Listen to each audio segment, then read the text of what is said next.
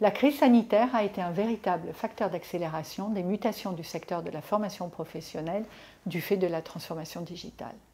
Elle a fait exploser les offres de solutions technologiques, transformé la demande des individus et des entreprises et fait fortement évoluer les acteurs en présence sur ce marché. En l'espace de 2 ans, elle a installé une disruption majeure des dynamiques du secteur. Quelles sont les grandes tendances qui s'installent, en particulier pour la formation continue en management? Quels en sont les impacts pour la préparation des managers et dirigeants d'aujourd'hui et demain qui doivent accompagner la transformation des entreprises et les transitions actuelles? Quels besoins traiter, y compris en termes d'expérience apprenant, et quel positionnement retenir pour les acteurs de l'enseignement supérieur? Cette étude apporte un éclairage sur chacune de ces questions.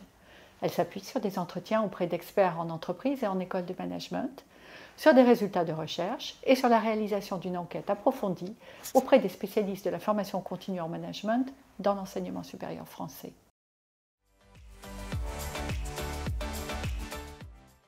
La première partie de l'étude revient sur les évolutions profondes du secteur de la formation professionnelle.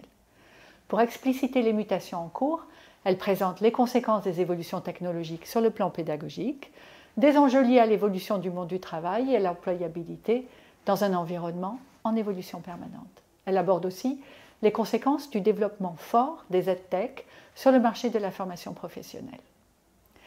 La deuxième partie de l'étude analyse les évolutions des besoins et pratiques des entreprises. Elle s'appuie sur des entretiens avec 8 experts du développement des compétences et des talents en entreprise, des leaders d'universités d'entreprise, des DRH et des experts reconnus de la montée en compétences des collaborateurs.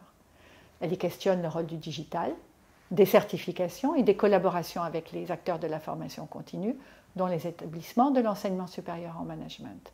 Troisième partie de l'étude sont 55 écoles de management sur les évolutions actuelles, en mettant l'accent sur la formation non diplômante.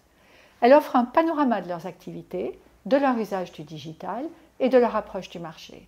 Enfin, l'étude conclut par quelques recommandations à l'attention des établissements qui souhaitent renforcer leurs activités dans ce nouvel environnement.